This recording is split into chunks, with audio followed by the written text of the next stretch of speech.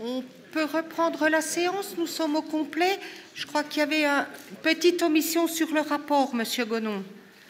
Oui, tout à fait, Madame la Présidente. Dans la délibération, j'ai oublié de vous signaler que 4 paragraphes concernaient notre ancien payeur départemental, Monsieur Prost, et l'arrivée de Monsieur Petit Nicolas, notre nouveau Petit Nicolas, pardonnez-moi. C'est la fatigue du 3e jour. T'as les sacrées lectures. Reprenons un peu de sérieux, mes chers collègues. Monsieur Gonon, allons-y. Donc, simplement le libellé concernant Monsieur Petit-Colas Michel prend acte de la nomination de Monsieur Michel Petit-Colas en tant que payeur départemental à compter du 1er mars 2016 et autorise Madame la Présidente du département à notifier chaque année au payeur départemental le montant précis d'indemnité de conseil qui lui sera alloué. Autorise Monsieur le payeur départemental, en application de l'article R 1617-24 du CGCT, à émettre des commandements de payer et à réaliser les actes de poursuite subséquents selon les modalités arrêtées conjointement par lui et Madame la Présidente du département. Merci.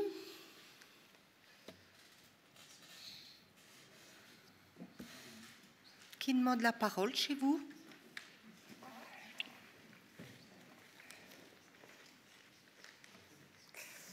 Voilà. Madame Voidet. Alors, Madame la Présidente, nous voudrions, à l'issue de ces 3 journées de travaux, exprimer d'abord remercier les services pour la qualité du travail qui a été fourni, parce qu'on a vraiment, comme à l'accoutumée, des rapports qui sont d'une grande qualité, d'une grande clarté. Saluer aussi la qualité des échanges entre nous au cours de ces 3 jours, même si à certains moments ça a pu être un peu plus vif, c'est bien légitime, mais en même temps, au-delà de nos sensibilités politiques diverses, puisqu'elles sont vraiment diverses au sein de cette Assemblée, de ceux qui en ont une clairement affirmée à celles et ceux qui n'en ont pas ou qui n'en ont plus.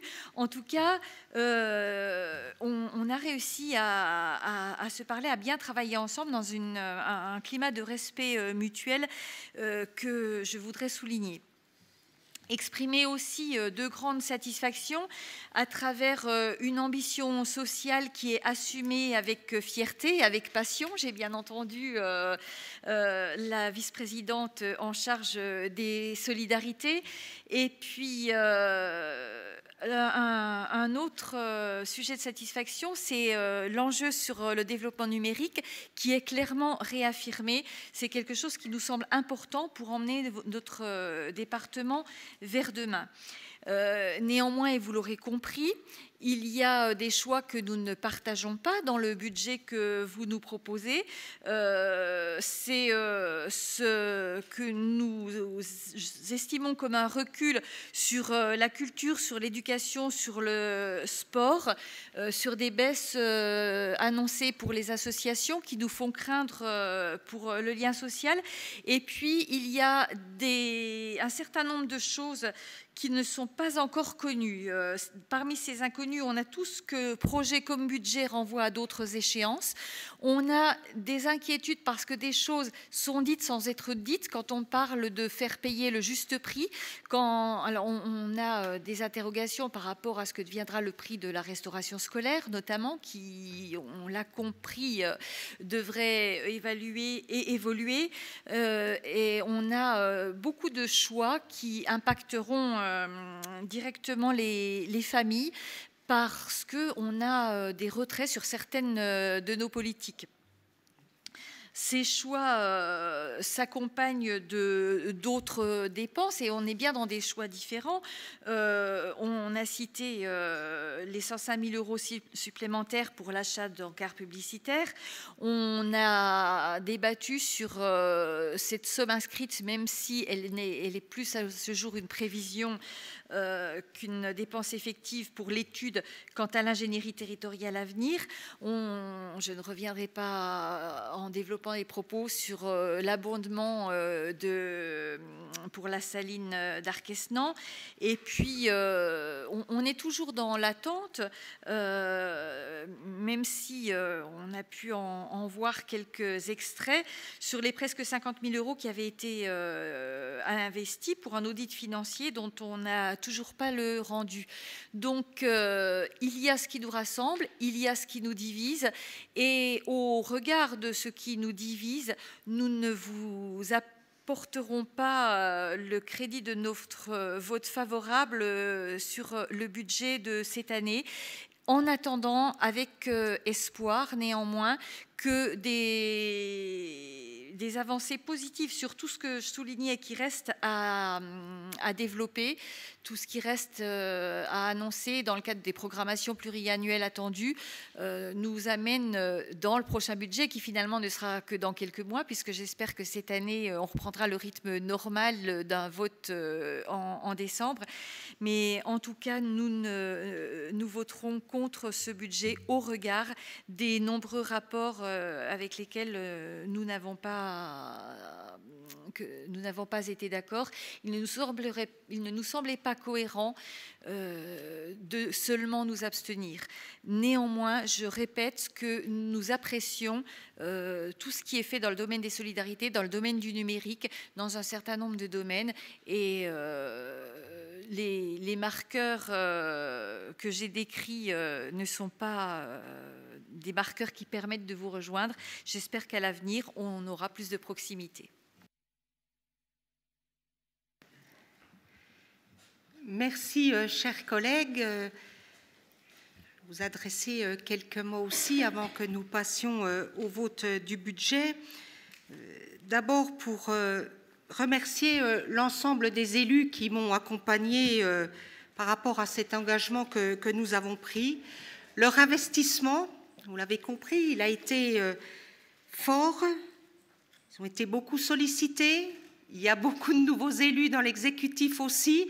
Et pour ceux qui connaissent ce qu'est l'exécutif, vous imaginez combien il a été quelquefois compliqué, mais pas difficile, d'appréhender et de comprendre d'abord tout le mécanisme et puis, bien entendu, de pouvoir mener et le projet et le budget en parallèle. Et puis aussi me satisfaire, tout comme vous, il y a eu quelques escarmouches, mais c'est bien normal dans une assemblée telle que la nôtre, mais nous avons retrouvé cette volonté de partager ensemble cet intérêt général, et moi je m'en réjouis vraiment. Nous sommes dans une atmosphère de travail sereine, avec nos qualités, nos défauts, comme je le dis tout le temps, nos différences, mais nous nous retrouvons quand même sur bon nombre de domaines. Les interventions étaient de qualité, les présentations étaient de qualité aussi, et c'est une vraie satisfaction. Je dois vous le dire, c'est une fierté pour moi d'avoir à mes côtés l'équipe qui est la mienne, et puis très globalement de vous avoir aussi les unes et les autres pour partager, quand nous le pouvons, l'intérêt de ce département. Je voudrais aussi, et là je me tourne vers les services, s'il y a pu avoir quelques inquiétudes lors du changement, il y a eu surtout beaucoup de travail. Vous avez su mettre en application le projet départemental que nous portions. Il était difficile dans l'articulation au vu des nouveaux textes, au vu aussi des changements qui ont été opérés au niveau de la direction générale, puisque le directeur général des services nous a rejoints depuis le mois de janvier. L'équipe a été quelque peu modifiée avec des gens en partance, d'autres qui ont souhaité changer d'affectation. Mais vous avez fait un travail extraordinaire, de qualité. Martine l'a souligné, les rapports sont toujours d'une grande lisibilité et nous sentons dans cette maison le professionnalisme qui est le vôtre, mais au-delà du côté professionnel, je vous le dis comme je le pense et comme je le ressens, une équipe d'hommes et de femmes au service du département, au service des élus, et ça, c'est remarquable. Je vais revenir très rapidement sur ce budget qui découle de CAP 25. On est resté sur les fondamentaux qui étaient les nôtres, donc les fondamentaux budgétaires. Nous avons respecté ce que nous avions annoncé pendant la campagne du conseil départemental. Pas d'augmentation d'impôts, et ça, nous en sommes fiers, et nous le portons sur la durée du mandat. Je souhaite insister sur cette volonté et sur ce paramètre sur lequel nous ne bougerons pas. La maîtrise de la dette et puis l'investissement le plus haut possible par rapport aux capacités de notre collectivité. La rupture fiscale, elle détermine notre budget, c'est un engagement fort. Et puis surtout, ce budget qui s'inspire de CAP 25, c'est tout simplement une réponse au complexe actuel que nous connaissons. Et vous l'avez reconnu, dans beaucoup de domaines, vous auriez fait comme nous. Sur d'autres, nous sommes un peu éloignés, mais je vous le dis très franchement, je pense qu'au fil des mois qui vont passer, nous arriverons dans cette Assemblée, au vu des éléments nouveaux, à valider bon nombre de rapports ensemble. Alors, cette volonté politique qui est la nôtre de construire, aménager, préserver notre territoire, être surtout au service de ses habitants, elles se feront avec des nouvelles priorités. Et vous l'avez souligné, et je le dis haut et fort, les solidarités humaines et territoriales ont un sens pour nous. Je ne voulais pas, à l'encontre de ce qui s'est fait dans d'autres départements, ne pas prendre la mesure des solidarités, qu'elles soient humaines ou territoriales. Je crois que là, nous sommes très clairs par rapport à ça. Et ce projet, très rapidement, il va s'inscrire, puisque le budget va être voté aujourd'hui. Alors j'ai compris que nous ne pourrions pas le partager ensemble. Pour une première, c'eût été confortable et plaisant pour moi, mais là, je n'y vois pas de malice. Chacun est dans son rôle et ce qui est bien respectif. Le budget fort sur les solidarités, 275 millions, c'est important, mais ô combien l'enfance, vous l'avez compris, nous nous sommes beaucoup exprimés par rapport à l'enfance, l'insertion, les personnes âgées, et puis nous avons tous ces domaines de compétences qui nous retrouvent. Le montant d'investissement très haut, à 62,8%, avec là la priorité de la majorité en direction... Pardon ? Millions, qu'est-ce que je vous ai dit ? 1000 % oh là là, 62,2 millions, pardonnez-moi, avec une priorité sur les routes, sur le numérique, une aide encore confortable pour les collectivités, et puis, bien entendu, sur les collèges, mais avec une politique différente, vous l'avez compris, puisque nous souhaitons appliquer pleinement la loi Peillon, et nous le faisons donc dès cette année avec une augmentation forte sur ce budget. Nous avons bien entendu pris en compte la loi NOTRe. Nous avons beaucoup échangé sur cette loi et je crois que nous n'avons encore pas fini parce que nous avons encore d'autres rendez-vous. Demain, il y aura une énième réunion, et je pense la dernière, concernant la CDCI, où là, nous allons encore débattre de ces fameux périmètres qui ne sont pas définis et qui vont apporter encore d'autres changements.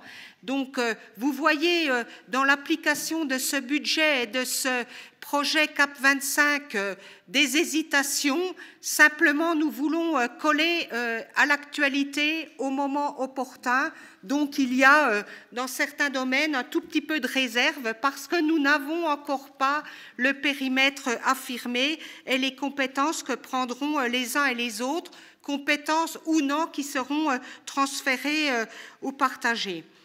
Donc voilà ce que je voulais dire aussi, que pour la première fois, il y avait une baisse de recettes dans la collectivité. Je crois qu'il faut le noter.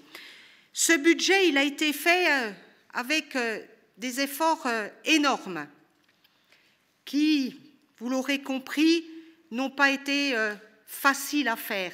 Mais c'est ça, gouverner, c'est prendre des décisions. Je le dis souvent, je ne suis pas là pour plaire.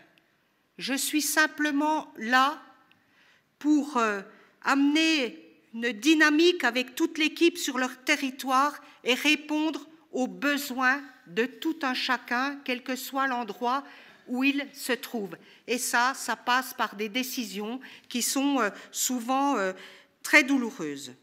Alors ce budget, nous en sommes fiers. Il est solide, volontaire et puis approprié au contexte. La Fontaine disait, en toute chose, il faut considérer la fin. Alors, il y a des enjeux pour ce budget. De quels enjeux parlons-nous? Simplement, avec beaucoup d'humilité, mais de force et de pragmatisme, mettre le département en phase avec la réforme territoriale et ses contraintes budgétaires. C'est bien ce que nous souhaitons mener pendant la durée de ce mandat. Et pour tenir ces engagements, nous sommes sur la stabilité de l'impôt. Vous allez me dire, Présidente, vous nous le dites souvent, mais c'est tellement important et tellement contraignant que, je vous le dis très simplement, vous n'avez pas fini de l'entendre dans cette Assemblée.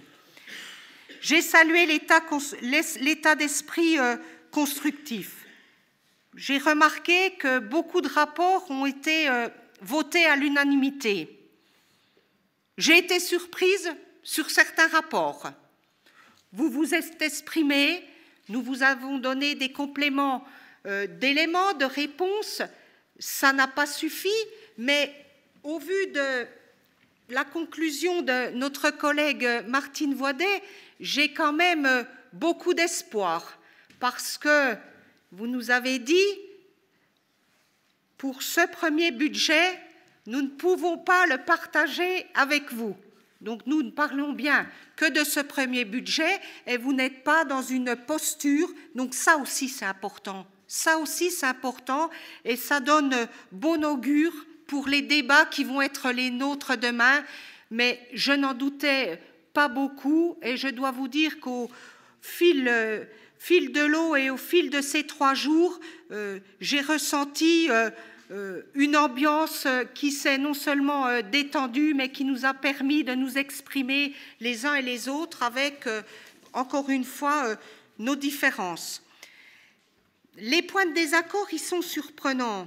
J'ai eu par moments, mais peut-être me suis-je trompée, que par quelques exemples ou quelques détails, vous preniez l'opportunité pour ne pas voter le rapport. Je pense peut-être m'être trompée et n'avoir peut-être pas toujours compris, en tout cas, les explications que vous m'avez données. Mais nous aurons l'occasion, hors de cette salle, d'échanger très librement encore une fois. C'était surtout sur les diminutions des subventions que vous avez insisté. Sur certains rapports, même où il y avait diminution, vous avez voté, sur d'autres non. Donc je pense qu'on pourra s'expliquer par rapport à tout cela. À partir de là, les explications ont été données. Nous avons fait nos choix. Vous avez fait vos choix. Et CAP 25 est vraiment... avec sa destination finale, le CAP 25 pour le département du Doubs, mais surtout pour les années à venir, donc au-delà du mandat pour que, quelles que soient les échéances de 2021, il y ait une possibilité de poursuivre l'action publique, puisque c'est bien ça le rôle qui est le nôtre. Donc nous travaillerons ensemble pour l'avenir de notre collectivité, pour l'avenir des habitants, de nos territoires surtout. Vous avez compris que département fédérateur auprès du bloc communal, c'est important, fédérateur aussi dans les différents domaines de compétences, et surtout cette envie et ce besoin de pouvoir mettre en avant le département du Doubs dans cette grande région. Je pense que ça aussi, c'est quelque chose sur lequel il faut que nous puissions nous rejoindre, parce que le département est une force dans cette grande région et nous devons le porter ensemble, mais je suis sûre que le moment venu, l'occasion de la motion qui va suivre en est une première, et je pense que sur d'autres, nous pourrons là aussi nous rejoindre. Alors je voudrais terminer mon propos encore en vous remerciant toutes et tous, et puis j'ai cité Lénine dans mon propos liminaire. Je vais revenir sur des bases qui sont plus les miennes, qui sont bien plus les mêmes. Certains soufflent, certains se disent peut-être avait-elle eu un déclic particulier à un moment particulier. Je vous rassure, Christine Bouquin est toujours Christine Bouquin, avec le groupe qui est autour de moi. Nous sommes très différents les uns des autres, mais nous avons une vraie équipe et vous l'avez senti aujourd'hui. Alors je terminerai par ces propos qui sont de Xavier Bertrand. Ah oui, et oui, cher ami, mais je l'ai dit et je suis fière de les porter. En politique, on s'en est toujours souvent tenu à une obligation de moyens pour faire du mieux qu'on peut. Alors que pour les Français, que tous les Français sont tenus d'une façon ou d'une autre à une obligation de résultat. Vous l'avez compris, ce n'est pas une augmentation de moyens, mais une augmentation de résultats que nous portons pour l'avenir de ce département. Et ensemble, CAP 25, nous avons la destination, nous en avons les moyens avec l'ensemble de l'Assemblée et les services. Voilà simplement en conclusion ce que je voulais vous dire. Et nous pouvons cette fois-ci passer au vote. Y a-t-il des oppositions ?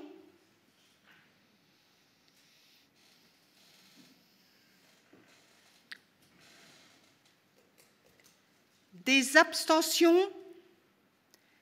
Le budget est adopté à la majorité. Il nous reste le rapport 613, me semble-t-il. C'est quoi ? Monsieur Gonon, le 613. Oui, nous signerons. Nous sentons la rigueur de Madame Galmiche qui ne veut pas que les uns et les autres partent avant de signer. Donc, nous allons vous faire signer le registre. Et pour les personnes qui ont présenté donc, les différents rapports, il faudra les rendre signés vers le secrétariat général. 613. Comme à l'accoutumée, nous allons vous proposer une délibération pour ratifier les affaires pour lesquelles une action en justice a été engagée ou clôturée depuis la séance du Conseil du 1er février 2016, la ratification des marchés et avenants réalisés depuis la séance du Conseil départemental du 1er février 2016 et les opérations financières relatives aux emprunts et à la ligne de trésorerie réalisées depuis la séance du Conseil du 1er février 2016. D'objection pour que nous puissions valider ce rapport 613. Pas de vote. Information, pardonnez-moi. Décidément, j'ai du mal avec les rapports. On peut peut-être passer cette fois-ci aux motions.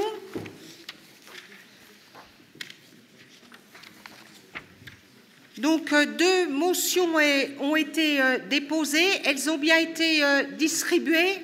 Vous en avez pris connaissance ?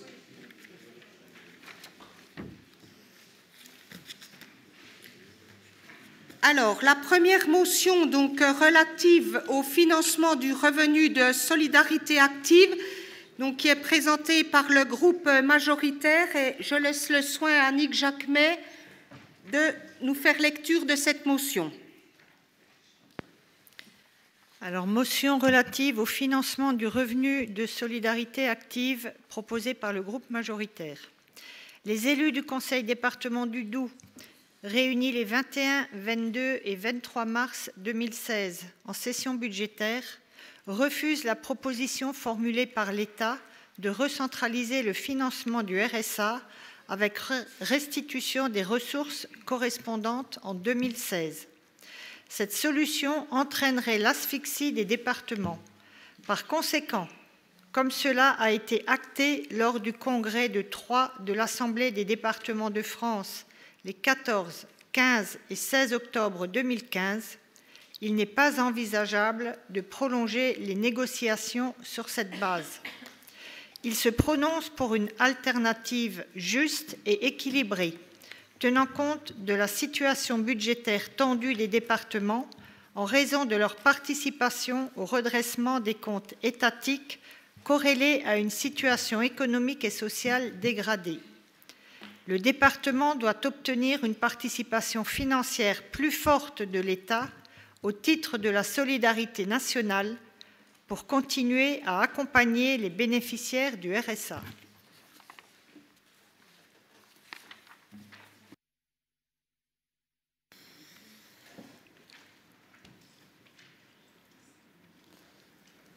Martine Baudet.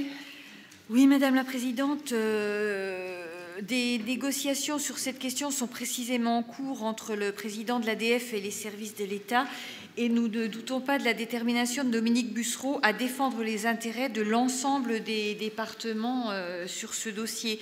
Et aussi, parce qu'il nous semble important de respecter ce temps de négociation, nous ne prendrons pas part au vote concernant cette motion.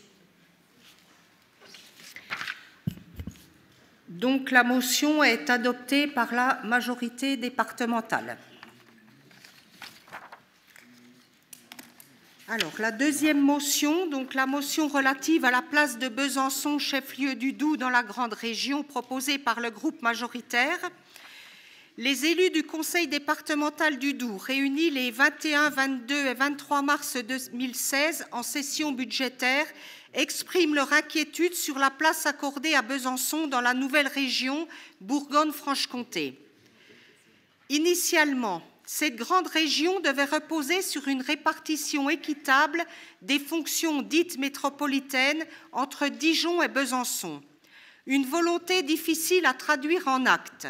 Le risque d'affaiblissement pour Besançon, chef-lieu de notre département, est d'un intérêt majeur pour le Doubs. La localisation du tribunal de commerce spécialisé prouve que cette menace est aujourd'hui fondée. Il demande donc solennellement à la présidente de région, Madame Marie-Guide Dufay, de rétablir l'équilibre entre Dijon et Besançon en posant un acte fort, installer le siège de la région Bourgogne-Franche-Comté à Besançon. Il l'assure de leur plein soutien dans cette démarche.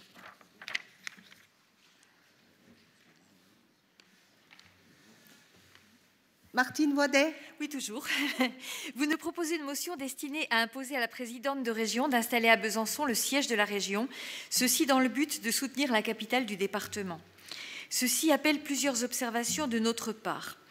Tout d'abord, à maintes reprises et sur des sujets différents, vous avez affirmé votre attachement à la liberté de décision des élus, chacun au sein de la collectivité qui est la sienne.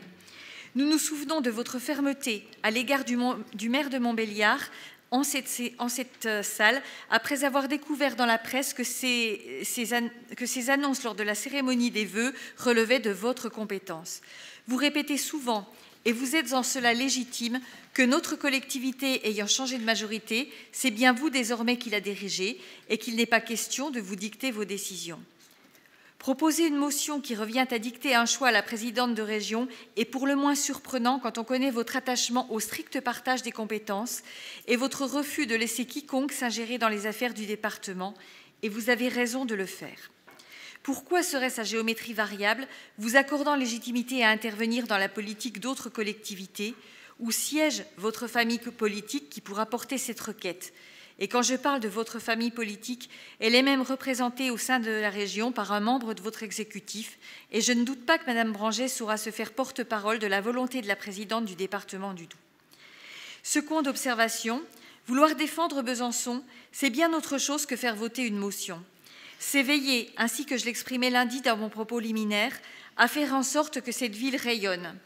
Or, alors même que vous revendiquez pour Besançon le siège de la capitale régionale, vous faites le choix du repli en supprimant les mots doux, en réduisant les crédits des dotations territoriales, en faisant planer une menace sur le soutien au conservatoire à rayonnement régional.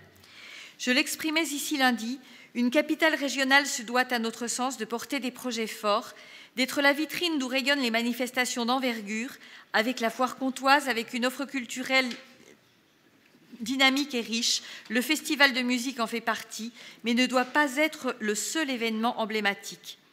Je me répète, une capitale ne se définit pas que par son niveau de population et par le siège de ses administrations.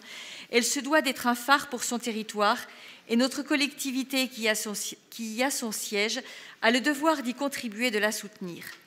Nous arrivons au terme de nos travaux et je n'ai toujours pas entendu nos collègues élus des cantons byzantins se mobiliser pour défendre cette thèse. Enfin, s'il est louable de vouloir défendre Besançon, nous trouverions tout aussi louable de vous voir défendre de manière solidaire et équitable l'ensemble du département lorsque celui-ci est menacé. Or, vous n'êtes pas sans savoir que le pays de Montbéliard se bat pour garder une offre de santé sur son territoire et les populations de nos cantons du nord du département mériteraient bien aussi le soutien de sa présidente. Hélas, nous n'avons pas entendu l'exécutif et aucune motion ne vient étayer le combat que nous menons autour de Montbéliard. Alors, Madame la Présidente, nous refusons d'entrer dans ce jeu politique, ces postures que nous dénonçons, vous comme nous, non pas parce que la place de Besançon ne nous importe pas, mais parce que ce n'est pas, à notre sens, la meilleure manière de la défendre.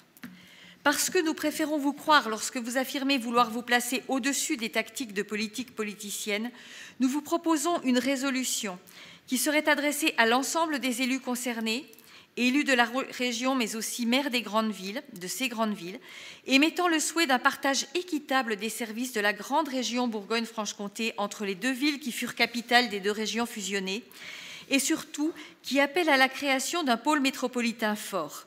En effet, et même si cela a de l'importance, ce n'est pas tant le siège d'un exécutif qui crée la dynamique d'une ville, c'est la force de ses projets.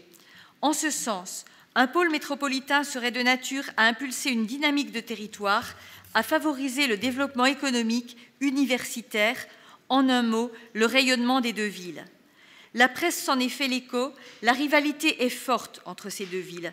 Dans ce contexte, prenons de la hauteur et cherchons l'apaisement et les conditions de la seule tactique qui permettent au territoire de gagner, celle de l'union. C'est donc ce double souhait d'un partage équitable des services et de la création d'un pôle métropolitain fort, dynamique et ambitieux que nous serions prêts à porter avec vous. Nous vous proposons donc d'adopter ce souhait.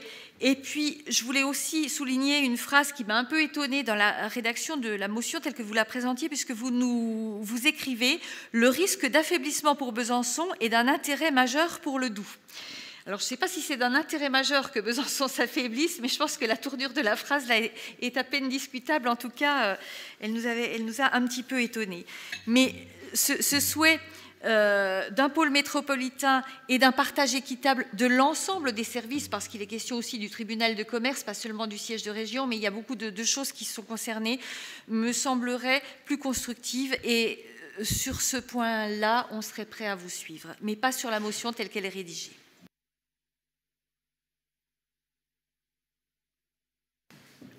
Je vais vous donner la parole, mes chers collègues. Je ne pensais pas que sur cette motion, qui pour moi était d'une limpidité totale, je vous le dis, et pas du tout le fait de s'ingérer dans une autre collectivité. C'était simplement d'être aux côtés, et je pensais que le Doubs devait prendre toute sa place. Moi, je ne m'exprime pas tous les jours dans les journaux, et je fais fi des joutes entre les maires des deux villes et tout. Moi, ce n'est pas ça qui m'intéresse. C'était simplement que nous puissions porter un acte fort tous ensemble par rapport je parle du siège. Il y a bien d'autres choses qui dépendent de tout ça sur l'équilibre du département. Vous appelez de vos voeux le pôle métropolitain. Ça fait 3 ans que c'est en discussion. Pardonnez-moi, je ne pense pas que ce soit au bout de 3 ans la présidente du département qui ait l'influence suffisante, ce que je souhaiterais, pour que ça puisse se mettre en place. Donc j'entends que vous ne pouvez pas voter cette motion. J'en déduis presque que vous n'apportez pas votre soutien donc vis-à-vis de la ville de Besançon, en tout cas pour le siège de cette région. Mais bon, chacun ses propos. Moi, je reste sur la motion qui est la nôtre.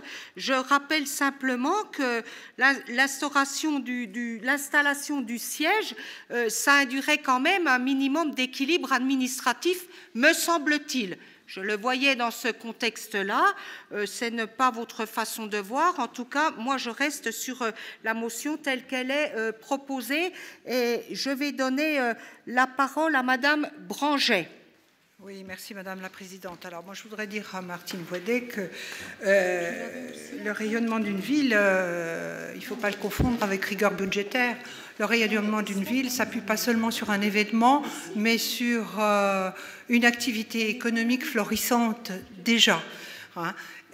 Quand vous nous dites que vous n'avez pas réagi, je n'ai pas vu personne, des élus bisontins, etc.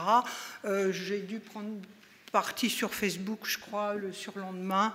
J'ai dû passer un article là-dessus. Mais de toute façon, cette décision de délocaliser, puisque la décision au départ, elle était quand même prise sur Besançon, de positionner le tribunal de commerce spécialisé, ben c'est l'illustration même des décisions arbitraires qui ont été prises comme l'a été la fusion des 2 régions. Voilà, tout simplement. Alors, il est certain qu'on peut et on doit réagir parce que cette fusion n'amènera pas que du bon pour Besançon, et on le voit bien, on assiste un petit peu à un dépeçage de Besançon, et j'ai peur qu'il ne s'accentue jusqu'à la fin, enfin à l'avenir, sur plusieurs années même. Alors, le pôle métropolitain dont vous parlez, je pense qu'il y a des bonnes intentions derrière, mais je ne crois pas que ça puisse véritablement fonctionner. Moi, je veux surtout évoquer l'engagement de Madame Dufay qui souhaitait maintenir l'équilibre du territoire et une équité entre Besançon et Dijon. Ben, je vois qu'il n'en est rien parce que de toute façon, elle n'a pas réagi, elle n'a pas voulu réagir, soi-disant pour ne pas faire de polémique. Bon, en tout cas, j'ai plutôt l'impression qu'elle veut donner des gages de impartialité à Dijon. Alors, de ce fait-là, je pense que sur l'ensemble des problématiques ou sur le déshabillage de Besançon ou du département, elle sera plutôt absente. Et c'est ça ma grande inquiétude.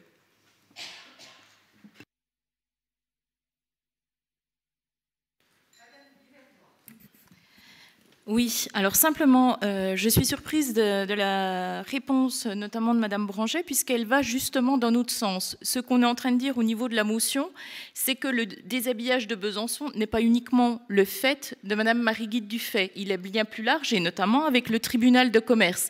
Donc ce qu'on souhaiterait dans cette motion, et là, effectivement, vous ne pouvez pas nous accuser d'un parti pris quelconque, puisque ce sont les mêmes, la même couleur politique que nous, c'est que ça soit bien plus large, et que dans la motion, on ne parle pas uniquement de la localisation du siège de la région, mais d'une manière plus large, d'un équilibre des territoires dans cette grande région, qu'effectivement, on prenne bien en compte la place de Besançon avec ce tribunal de commerce, avec, si on le veut, le siège de la région, et également, c'est ce qu'on disait, le nord du département avec un service de santé, un pôle de santé privé.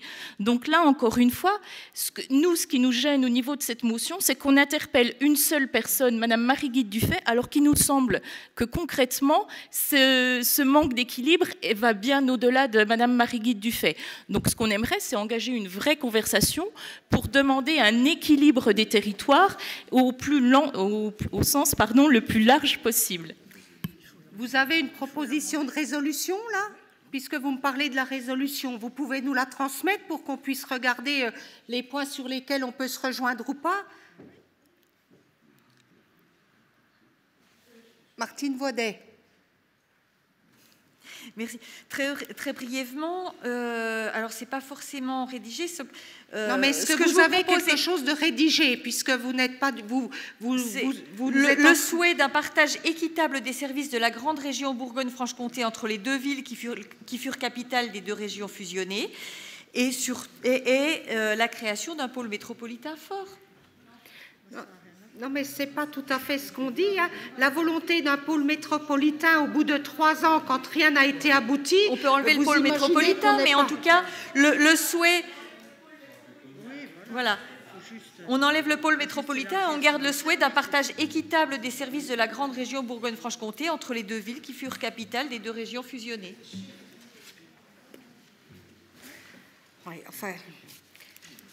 La région, vous n'êtes pas sans savoir qu'elle va délibérer avant le 30 juin hein, par rapport à son siège. Donc, moi, c'était sur le siège que je voulais d'abord qu'on puisse délibérer. Bien entendu, si derrière, nous défendrons les intérêts, mais moi, je parle du siège pour l'instant. C'est là-dessus que Madame Dufay va délibérer le 30-06.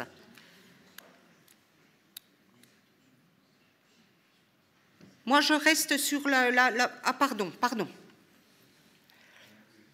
Attendez, David, 2 minutes, allez-y. Merci. Pourquoi vous n'envoyez pas un de vos VP avec quelqu'un de chez nous pour qu'on ait une proposition écrite dans 5 minutes? Ça n'empêche pas d'avoir les travaux, de continuer et puis d'examiner une proposition écrite. Enfin, moi, j'ai jamais vu qu'une motion, enfin, c'est quand même dommage parce que tout reste à penser quand même pour nous quand on voit une motion comme celle-là. Excusez-moi, quand je disais qu'on allait faire de la politique, pour le coup, m'avait devancé parce que ça en est, hein. Cette motion, alors oui, il y a un souci d'interprétation, mais moi je l'aperçois effectivement comme une motion éminemment politique. C'est pour ça, et j'approuve un peu les dires de notre présidente de groupe qui dit gesticulation, manœuvre, etc. Enfin, pourquoi est-ce qu'à ce stade-là, on ne dit pas, est-ce qu'on ne peut pas examiner, nous ce qu'on vous demande, simplement qu'il y ait des amendements qu'on vous propose, on tombe d'accord ou pas, mais enfin là, je ne sais même pas si vous avez bien perçu la portée de l'amendement ou de la révision de motion qui est proposée par Martine Vodet. On est en train de vous dire, si vous voulez enlever pôle métropolitain, enlevez-le. Mais soyons plus larges. Voilà. Ayons une motion qui prend de la hauteur, qui dit, rappelle à ceux à qui elle sera envoyée qu'il faut qu'il y ait un partage équitable sur les territoires. Voilà. C'est la seule proposition. Pôle métropolitain, comme le dit ma collègue Magali, enlevons-le. Je crois qu'on est tous d'accord, si on ne tombe pas d'accord dessus. Mais donnons un peu de hauteur à cette motion, de rappeler qu'il y a un partage équitable qu'il doit avoir sur les compétences sur les différents territoires. Moi, je pense que c'est... Voilà. Mais ça peut se régler en 10 minutes avec un VP de chez vous qui est émissionné pour, et puis voilà. La question n'est pas du VP ou pas du VP. Il y a deux choses. Je ne souhaiterais pas vraiment que sur une mention où nous souhaitons être très attentifs par rapport à la capitale départementale, parce que nous avons notre rôle départemental. C'est bien ça que j'exprime. Je ne comprends... D'abord, 2 mots quand même, Monsieur Barbier. Vous dites prenez de la hauteur. J'avais presque imaginé que vous vouliez faire une motion bien avant qu'on ne le fasse. Je vous le dis très franchement, concernant tout cela. Moi, j'ai souhaité la faire parce que je me suis exprimée dans la presse une fois par rapport à ça. Je n'ai pas pris part du tout aux allers-retours et les propos qui ont été tenus par rapport aux différents secteurs géographiques qui ont échangé, pas toujours dans des bons termes, et je le regrette, mais ils régleront leur compte entre eux, hein, je vous le dis très franchement. Et c'était simplement parce que, vous l'avez compris, la présidente de région, je l'ai rencontrée. Il n'y a pas d'action politique dans cette motion. Ou alors, c'est moi qui, chaque fois, il faut que je revoie mes mots parce que, bon, moi, je ne suis pas dans une démarche politique en demandant que nous puissions signer ensemble cette motion.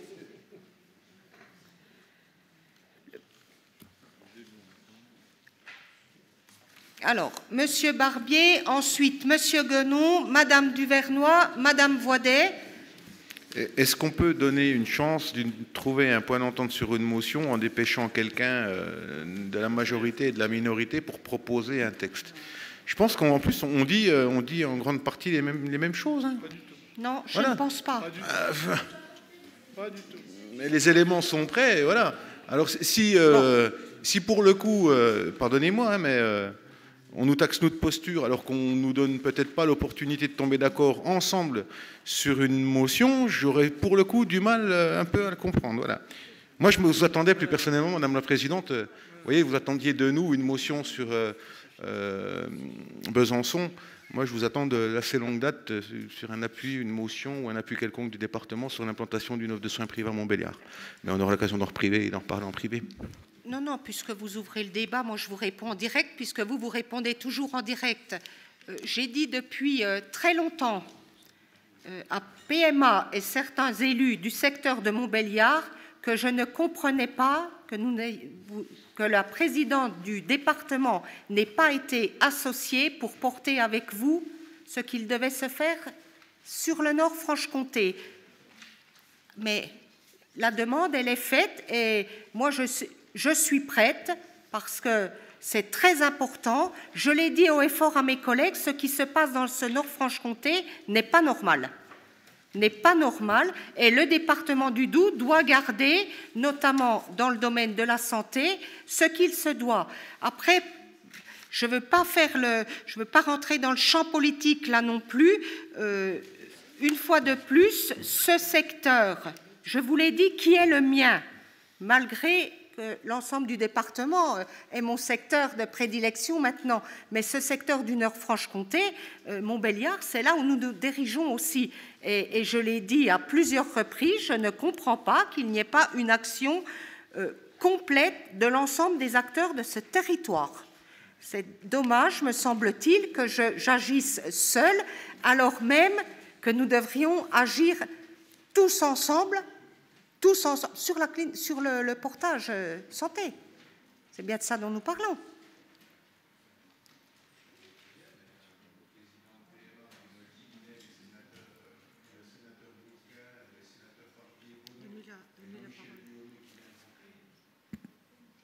Allez-y, Monsieur Barbier. Attendez, voilà. Oui, enfin, il y a sans doute un train qui est passé dans lequel quelqu'un n'est pas monté, parce que, je vous le dis, oui. Aujourd'hui, la clinique, c'est un travail commun. D'ailleurs, on s'applique à le tenir en tant qu'élu de PMA, et je crois qu'au-delà des divergences qu'on peut avoir, pour le coup, on est tous ensemble. Enfin, entre la maire de Montbéliard, le président de PMA, Charles Demouge, le sénateur Martial Bourquin, le député Barbier, le député Viomé qui vient de rejoindre et d'appuyer, ne manque à la limite aujourd'hui, pardon Virginie, et Marcel Bonneau bien entendu, ne manque aujourd'hui à la limite que le département. C'est pour ça que je ne comprends pas. Voilà. Moi je l'ai dit depuis le départ que je m'associais aux efforts qu'il fallait faire par rapport à ça et donc vous pouvez compter sur le département par rapport aux décisions, aux sollicitations et aux opérations que vous voulez mener. J'ai envie de vous dire, c'est presque un peu tard, mais enfin, rien n'est jamais perdu dans un combat. Rien n'est jamais perdu dans un combat, et je pense que nous serions d'autant plus forts en parlant d'une même voix. Exactement. Donc je ne peux que vous dire, oui, mon soutien est plus que favorable, et j'attends quand même qu'on m'associe aux démarches que vous faites. Très bien. Voilà. Le message sera passé. Mais je l'ai déjà dit, donc j'ai peur d'être quelquefois mal entendue pourtant sur ce secteur que je n'ai pas envie de négliger. Voilà. Alors, je reviens sur cette motion. Elle répond à cette motion, elle est suite à un courrier que j'ai reçu donc, de Madame Dufay qui fait enfin non, j'ai reçu un premier courrier. Ensuite, je lui ai répondu sur un courrier concernant, bien entendu, c'était le nom et la position du tribunal de commerce. Donc voilà, c'est pour ça que j'appuyais très simplement avec vous ce courrier. Donc voilà, je lui avais dit que je lui assurais de tout mon soutien. Si elle voulait porter une proposition à cette assemblée, voilà, souhaitez-vous que je vous lise le courrier que je lui avais fait? Je vais passer la parole à Monsieur Gonon, puisque c'est inscrit dans ce cadre-là. Oui, merci, Madame la Présidente. C'est en tant qu'élu bisontin, je voudrais quand même dire quelques mots dans ce débat mené par les élus de Montbéliard. Madame Voidet, vous avez la mémoire courte. Au sein du conseil municipal, nous avons fait l'union sacrée. Au sein de l'union sacrée, M. Fousseret, M. Gros-Perrin, M. Fagot, Philippe Gonon et compagnie, nous travaillons ensemble depuis au moins 2 ans pour défendre les intérêts de notre ville, capitale. Au sein du conseil municipal. D'accord ? Bien. Deuxième chose, vous avez quand même oublié ce que nous avons vécu depuis le 9 avril 2014. Le 9 avril 2014, à 17h, M. Valls annonce à la télévision la fusion des grandes régions. À 20h, Mme Dufay dit « ça y est, nous sommes mariés avec la Bourgogne ». Jamais, jamais on ne signe un contrat de mariage après avoir fait le mariage. On le signe toujours avant. Elle n'a rien négocié. Aujourd'hui, moi je suis tout à fait d'accord avec cette motion, il fallait négocier à l'époque, et aujourd'hui c'est elle qui est responsable de la situation dans laquelle elle se trouve, dans laquelle elle nous fait plonger. Parce que notre question principale, c'est que va devenir notre ville demain. Nous avons perdu 6 directions sur 9. 6 grandes directions d'État sur 9. Nous avons perdu la préfecture de région, nous avons perdu... Ouais. Et actuellement, on nous donne l'INSEE en compensation et on retire de l'INSEE le service études qui est le cœur du fonctionnement de l'INSEE. Qu'est-ce qui nous reste? On nous enlève le tribunal de commerce spécialisé. Au sein de l'université, mes collègues professeurs de l'université et membres du conseil municipal nous disent que Dijon est en train de vider la communauté au profit de Dijon. Alors comprenez bien que quand la présidente du département du Doubs s'inquiète du sort de la ville et de la capitale de Franche-Comté, l'ex-capitale de Franche-Comté, nous ne pouvons que souscrire et nous refusons d'entendre un certain nombre d'arguments en disant « Madame Dufay n'y est pour rien, elle est responsable à 100% de ce qui est en train d'arriver. » Il faut la saisir et il faut qu'elle nous sorte des solutions. Il faut qu'elle nous sorte des solutions aussi. Donc, nous voterons, nous, comme un seul homme. Pardon, une seule... Merde, je ne sais plus comment dire. Décidément, les lapsus, messieurs, pourtant, c'était femme-homme, hein, le rapport sur l'égalité. Nous voterons comme un seul femme-homme cette motion. Il l'a fait exprès. Et nous vous demandons de nous suivre. C'est notre avenir qui est en jeu. Ce n'est pas un simple débat philosophique, c'est notre avenir qui est en jeu. Vous avez compris que le siège de la région à Besançon, c'est un équilibre par rapport entre les deux villes, le siège de la région à Besançon par rapport à Dijon quand même. Il faut quand même qu'on fasse attention par rapport à ça. Oui, je vais te donner la parole, Magali. Non, mais c'est juste, par exemple, vous parlez, et je reviens, vous parlez du tribunal de commerce. Le tribunal de commerce, c'est pas Madame Marie-Guy Dufay. C'est le garde des Sceaux. Donc, je voulais juste terminer et vous faire une proposition, puisque vous demandiez une proposition, si vous permettez. Donc, je reprendrai le début. Les élus du conseil départemental du Doubs réunis, etc. Attendez, si vous en êtes d'accord, vous faites 5 minutes de suspension de séance, vous nous amenez un document, et puis on regarde sur quoi on peut se mettre d'accord. Oui, Martine. Tu as la parole. Moi, je voulais proposer d'abord le risque d'affaiblissement pour Besançon est d'un intérêt majeur pour le Doubs. Je préférerais le risque d'affaiblissement pour Besançon serait très dommageable pour le Doubs. Non, attendez, voilà. On leur fait par écrit. Je crois. Faites par écrit, qu'on sache de quoi on parle, et puis. Mais c'est 5 minutes, hein, pas plus, sinon on vote la motion. Hein. Oui.